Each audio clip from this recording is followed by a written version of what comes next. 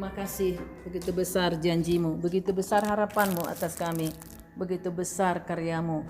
Kami siap terus diajar, dilatih, dididik, ditraining, dibentuk, diproses tiada henti, seperti yang Engkau mau, menjadi seperti yang Kau kehendaki, masuk dalam rencanamu yang besar bagi dunia ini. Terpuji Engkau Tuhan, Roh Kudus. Silahkan Tuhan ajari kami lagi, dan roh-roh jahat kami tolak, tidak boleh ada di sini. Makasih hati kami terbuka, telinga kami terbuka, dalam nama Yesus jadilah hati kami tanah yang subur. Haleluya, amin. Nah Bapak Ibu saudara kasih oleh Tuhan, memang kita tidak bisa lepas, bagaimanapun kita ingin lepas, melihat, mendengar, memikirkan, tapi tetap ada di sekeliling kita, dan kita pun tidak boleh tidak peduli atas negeri kita. Maka kita masih dalam isu yang menyangkut dunia dan surga, yaitu isu corona. Jadi dalam grup tanya, Bu Mirna, tanya dulu Roh Kudus, kapan siap corona ini? Katanya ya. Ya, tapi ikonnya apa? Ikon namanya dia, kayaknya ikon ada ngejek gitu ya. Jadi saya diam aja. Tapi saya bilang juga, Tuhan, Roh Kudus berbicara di hati saya, yang ku kehendaki seperti jemaat mula-mula, yang ku kehendaki supaya setiap kepala keluarga menjadi imam di rumahnya, membangun mezbah doa. Ya, dan Tuhan ingatkan bagaimana Abraham juga setiap tiba di satu tempat dia bangun mezbah doa, diikuti Ishak, diikuti Yakub, dan terus begitu ya. Setelah saya timbang, ini dari hatiku, dari suara Roh Kudus, atau dari pikiranku, atau dari apa ya, saya masih menimbang berapa hari, 2 hari lagi baru saya jawab. Pak, inilah jawaban Roh Kudus. Nah, saya sampaikan seperti tadi, kan sekarang gereja udah tutup, jadi semua ibadah di rumah. Nah, saya katakan, berarti ini maksud Tuhan, mengapa sekarang gereja tutup dan ibadah harus di rumah? Supaya setiap kepala keluarga dapat menjadi imam, berfungsi jadi imam, membangun mezbah doa, membawa istri dan anak-anaknya baca Alkitab, berdoa, bernyanyi. Ya, lalu saya tidak sangka jawabannya lebih ngejek lagi. Oh, gimana Bu caranya dengar bisikan Roh Kudus? Karena saya pun mau saya katakan Roh Kudus berkata, mungkin gak banyak orang mengerti. Mau saya katakan inilah perkataan Tuhan, mungkin juga orang gak terima. Atau inilah rema, mungkin gak semua mengerti. Maka saya katakan Roh Kudus sudah bisikkan ke saya. Nah, jadi kata bisikan inilah diolah lagi gitu ya. Oh, jadi Ibu sering berbisik-bisik ya dengan Roh Kudus. Ajari dong gimana berbisik-bisik dengan Roh Kudus. Nah, Bapak Ibu saudara dikasih oleh Tuhan, ternyata ya setelah jemaat mula-mula dipenuhi Roh Kudus, maka mereka mulai membangun ya gereja Tuhan versi jemaat rumah. Kita akan baca Kisah Rasul pasal 2 ayat 41 sampai 47. Kisah Rasul pasal 2 ayat 41 sampai 47.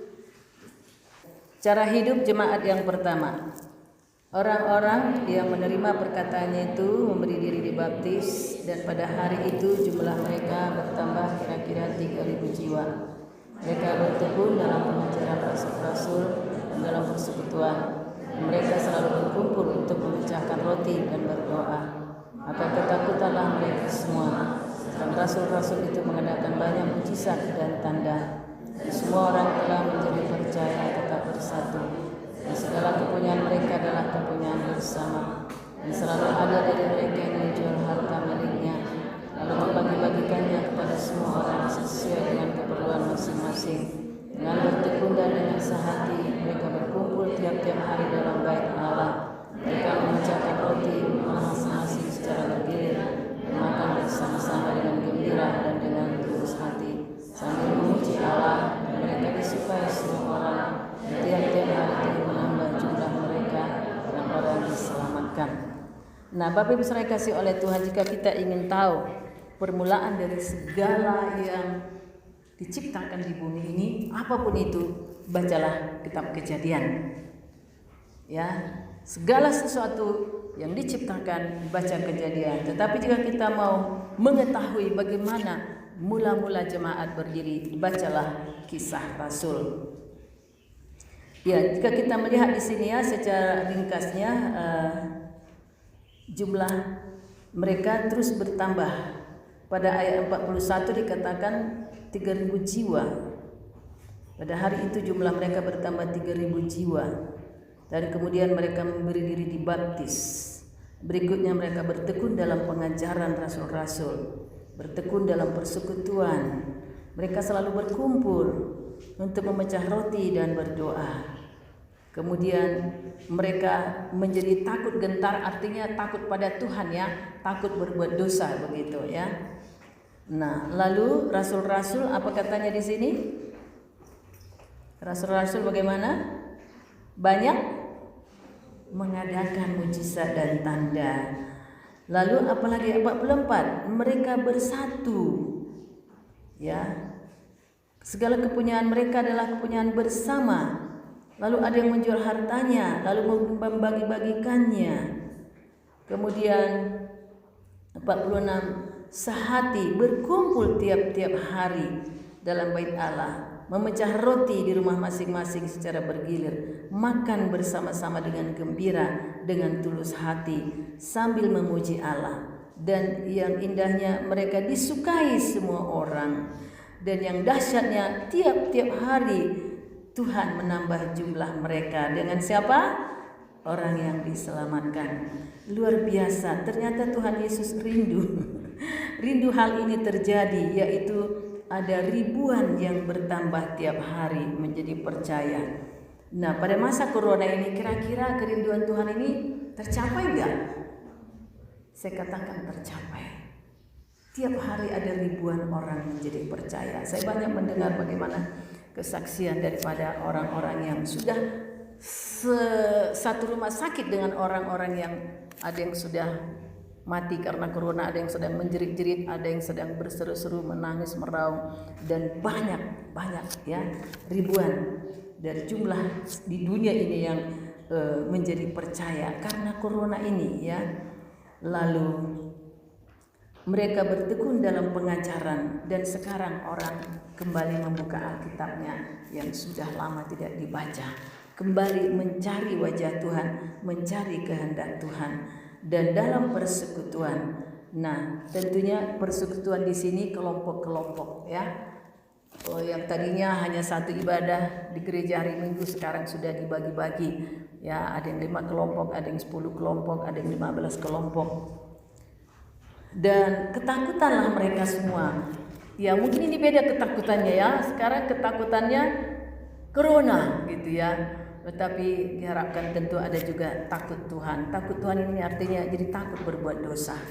Enggak segencar dulu lagi berbuat dosa. Enggak sewenang-wenang, sebebas dulu berbuat dosa. Mikir dulu gitu ya. Nah, ayat 44, mereka menjadi percaya dan tetap bersatu. Dan sekarang memang nampaknya dunia sedang mengkristal, bersatu. Ya, ada yang di Banyuwangi tidak boleh dikubur di sini walaupun penduduk di situ. Wah, ada yang punya uang, kasihan dia. Oke, aku sumbang 3 hektar. Siapa saja boleh dikubur di situ.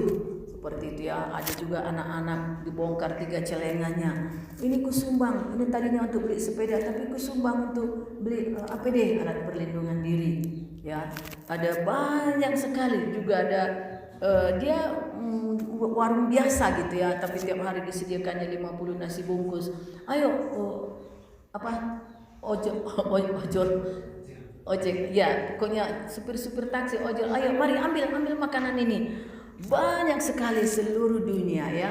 Di Jerman juga ada satu jalan itu penuh, jalan itu dengan makanan. Jadi orang datang letakkan, ada orang ambil, ada orang letakkan. Jadi yang meletakkan dan yang mengambil itu ramai sekali, tapi mereka tetap pakai masker dan distancing sosial, tidak bersentuhan, tidak bersalaman ya.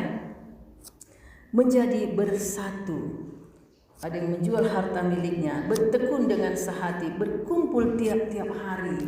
Di STT ada berkelompok tiap hari? Amin. Kalau kita lihat, kok sekarang kayaknya kerinduan Tuhan itu, ya dia ingin, aku rindu seperti dulu mula-mula aku bentuk gereja, aku rindu seperti dulu mula-mula aku bentuk jemaat, ya. Dan dia berbuat apa saja untuk kerinduannya tercapai. Dengan bertekun dengan hati, berkumpul tiap-tiap hari, mereka memecah roti di rumah masing-masing. Nah ini saya tidak bisa menerjemahkan dengan tepat, karena kalau peraturan gereja yang denominasi dia boleh ya perjamuan kudus di rumah. Tapi kalau ini artinya perjamuan kudus, ya nggak tahu lah, saya tidak berani ya. Tapi memecah roti itu mula-mula aku pikir mungkin makan-makan, tapi ketika aku baca ada dibikin di sini makan-makan gitu ya. Dan ini ya, makan bersama masing-masing secara berbeda dan makan bersama-sama dengan gembira dan dengan tulus hati. Dan ayat 47 sama-sama baca lagi, sambil memuji Allah. Jadi puji-pujian itu selalu dirindukan Tuhan. Memuji-muji Tuhan itu adalah Alkitab kedua. Sebab puji-pujian itu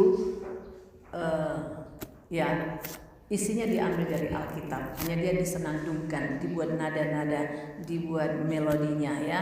Jadi Alkitab kedua. Maka Tuhan senang sekali ya di STTOI ya.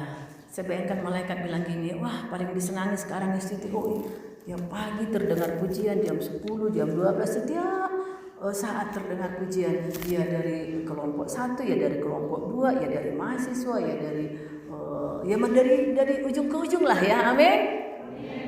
Surga bersuka mendengar di tengah jeritan manusia, di tengah ratap, di tengah ada orang yang menghujat Tuhan, ada yang menyalahkan Tuhan, ada yang memuji Tuhan, tetapi kita memuji-muji Tuhan ya. Dan Tuhan menambah jumlah mereka dengan yang diselamatkan. Nah, Bapak Ibu Saudara kasih oleh Tuhan, bagaimana caranya kita boleh mendengar suara Roh Kudus? Karena Roh Kudus itu suaranya halus sekali. Kalau kita ribut, kita nggak bisa dengar suara Roh Kudus. Kalau kita marah, nggak bisa juga dengar. Kalau kita ngomel, nggak bisa dengar. Kalau kita sakit hati, nggak bisa kita dengar, begitu ya. Diulangi, kalau dalam Alkitab itu kitab ulangan, diulangi kepada Israel. Beginilah kalian dulu di Mesir, dibawa kalian lewat Laut Merah, waktu di padang gurun kalian memberontak, kalian ini diulangi ya, jadi ulangan. Nah, supaya kau ajarkan kepada semua yang bersamamu ya, dibawa flashback lagi bagaimana panjang rupanya Roh Kudus itu mengajari.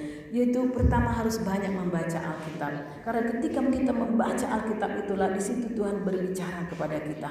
Ketika kita berdoa kita yang berbicara gitu, tapi ketika kita baca Alkitab Tuhan berbicara kepada kita. Jadi banyak membaca Alkitab, lalu sering memikirkan Tuhan dan merenungkan. Ketika kita sudah baca Alkitab, gak langsung kita lupakan. Oke, simpan dulu di database. Enggak, itu terus bekerja dalam pikiran kita. Ketika kita bekerja, masak, membersihkan rumah atau berjalan, firman itu bekerja gitu ya. Maka kata Tuhan pada Yesua, renungkanlah firman itu siang dan malam dan jangan lupa memperkatakannya. Ya, sering memikirkan Tuhan dan merenungkan karyanya dalam hidup pribadi serta mengucap syukur. Ya, ketika teringat ya yang aku dulu penyakitan dulu, bagaimana mengerikan sekali sakitku, tapi oleh bilur Yesus aku disembuhkan. Kita renungkan lalu kita bilang terima kasih Tuhan, oleh bilurmu aku sembuh. Ya, jadi Tuhan ingatkan semua bagaimana proses yang panjang itu Tuhan kerjakan. Lalu sering berdoa dan berdoa syafaat. Berdoa itu bukan hanya untuk diri sendiri saja, tetapi berdoa syafaat, berdoa bagi orang lain. Kadang-kadang pikiran kan bilang begini, apa untungnya kau doakan dia, dia pun hanya menyakiti hatimu, seperti itu ya. Nah ternyata ketika kita mau taat kepada perintah Tuhan, di kemudian hari kita melihat bagaimana Tuhan pakai orang yang menyakiti hati kita yang kita doakan itu menjadi jalan berkat. Dan semua tak terpikirkan, tak bisa diatur dan tak terselami. Yang penting kalau ada perintah Roh Kudus doakan dia, ya doakan saja. Ada banyak kebaikan yang kita tidak mengerti, tapi kemudian hari kita melihat. Berdoa syafaat, dari mulai saya bertobat Tuhan ajar untuk berdoa bagi Indonesia, berdoa syafaat bagi Indonesia. Apapun yang terjadi, para koruptor jangan kutuki, doakan supaya bertobat. Ya, jangan mengeluh kepada para penjahat, bahkan sampai hal-hal yang kecil. Kalau mati PLN lampu, oh PLN, di doa kata ada yang bilang gitu di rumah ya. Jangan serapahi, kita doakan dia yo. Tuhan, kami berdoa buat PLN supaya PLN bagus. Kami kirim berkat Tuhan, berkat hikmat, berkat tanggung jawab, berkat kecerdasan. Kami kirim kepada PLN. Nah itu Tuhan ajarkan gitu. Jangan mengeluh dan apalagi sering bertanya sebelum membuat keputusan. Ya dulu waktu mula-mula berdiri di ACF, banyak orang yang para staf lah kan bingung, nggak mengerti, Bu gimana ini gimana. Ya apa yang bisa arahan-arahan tentu saya kasih ya. Tetapi kemudian kalau ada satu keputusan, gimana Bu? Ya tanya Roh Kudus lah, aku bilang. Aku pun nggak tahu jawabannya, tanya Roh Kudus. Nah lama-lama mereka bilang, percuma ditanya Ibu Mirna, pasti nanti jawabannya begitu. Berdoalah, tanya Roh Kudus. Mereka tertawa. Ya taunya kalian kan, iya Bu betulnya. Setelah kami tanya Roh Kudus, memang ada kok jawabannya, dan jawabannya selalu yang baik. Lalu apa lagi? Ya, langsung minta ampun dosa setiap berbuat salah. Ya, jadi jangan merasa ego gitu ya. Memang dia patut dibenci, dia apa gitu ya, sakit hati memang begini, atau lalu aku tadi merendahkankah atau membuat dia sakit hati atau apalah gitu ya, tapi kemudian minta ampun. Nah ini paling banyak dilatih suami istri, suami istri. Tuhan kenapa begini, apa kata Roh Kudus, kau pun begitunya sama aku, pas aku mau ngomong pergi kau, padahal kau penyembahan sudah kunikmati, pas aku mau ngomong langsung kau pergi, gak sampai 1 jam kau berdoa, mau gitu kadang-kadang ya, jadi sama aja ya udahlah maafkanlah. Nah jadi ada banyak pelajaran yang Tuhan kasih. Kemudian berjuang untuk mentaati setiap firman-Nya. Kita baca Yohanes 14 ayat 12 dan 15. Aku berkata kepadamu,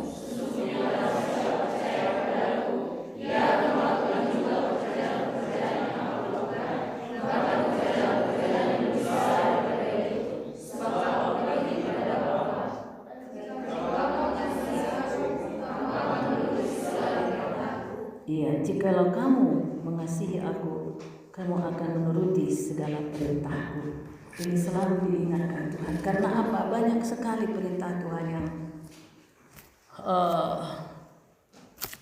tidak mengenakan bagi daging begitu ya. Tetapi Tuhan ingatkan, kalau kau mengasihi aku, kau harus taat apapun itu. Apa perintah Tuhan itu? Ada beberapa perintah yang saya ingat, yang ya bagiku tidak menyenangkan gitu ya, tapi ku taati. Tapi setelah ku taati, ternyata dahsyat sekali. Perintah Tuhan, apa katanya? Buat persekutuan pemuda di rumahmu. Saya sampaikan kepada Pak Regar. Ya puji Tuhan, Pak Regar menerima. Ya kami buat namanya persekutuan Filipi. Dan ajaibnya sampai sekarang sudah 35 tahun persekutuan ini masih ada. Pemuda-pemuda sudah diberkati. Anak-anak gimana? Aku kumpul lah buku komik-komik yang kubeli, Esther, Daud, Goliat, lalu kupajanglah di garasi. Berdatanglah anak-anak di rumah tiap sore. Dan sudah ada jadi pendeta. Berkali melapor, aku jadi pendeta ini. Oh ya, siapa kamu? Aku tetangga ibu yang dulu tiap sore datang ke garasi ibu baca buku. Puji Tuhan udah jadi pendeta, aku katanya. Apalagi layani sekolah minggu remaja dan ibu-ibu di gerejamu. Lalu saya menawarkan diri pada Pak Tumager Perhangir. Wah senang sekali dia, senang sekali. Bukan hanya di sini, di Pagaran juga Inang. Ada di di Setiabudi, ada di Tuntungan, ada di Al-Falah. Wah malah disuruh saya ke 5 gereja melayani ibu-ibu dan seterusnya. Bapak Ibu Saudara, Tuhan perintahkan lagi harus belajar. Jadi di mana ada seminar diikuti, training diikuti, ada pelatihan diikuti. Nah, Roh Kudus akan melatih mana yang Alkitabiah itu diambil, yang tidak Alkitabiah tidak usah diperdalam begitu ya. Lalu perintah Tuhan apa lagi? Masuk sekolah teologi. Anakku udah 3, udah besar-besar Tuhan, gimana aku masuk sekolah teologi? Masuk sekolah teologi, kau harus turut perintah. Begitulah suara itu di hati, dia udah turut perintah. Ya, ada sekolah teologi dekat rumah. Tuhan atur langkah demi langkah. Aku bersyukur sekali Tuhan itu ngerti. Ya, salah satu kepala hakim di Denpasar ya, mengundang aku waktu dilantik jadi kepala hakim. Protokoler bilang nggak boleh orang lain melantik, harus Mahkamah Agung atau gubernur atau apa. Enggak, kakak itu sebagai nabi. Enggak ada nabi-nabian sekarang, gue bilang. Enggak, harus kakak melantik aku. Akhirnya disuruh melantik. Saking mereka, kami sekeluarga diselamatkan oleh kakak. Salah oleh Tuhan Yesus, gue bilang. Aku hanya hamba Tuhan yang taat perintah, itu saja. Ya, yang garis bawahi adalah taat perintah. Apa? Taat perintah. Ya, itu saja. Dia cari Bapak Ibu Saudara. Lalu apa lagi? Layani semua keluarga. Wah, nanti aku diejek, pasti ada yang ngejek. Nanti aku mungkin ada yang nempeleng, tapi kembali taat perintah kata Tuhan. Lalu saya kunjungi Namburu, Amangburu, tulang, bapak, abang, kakak, ipar, opung. Pokoknya entah siapapun yang ku kenal, saya kunjungi satu persatu. Anggap aja jalan-jalan ya kan, visit gitu. Dan puji Tuhan, hanya 1% yang menolak, 99% menerima.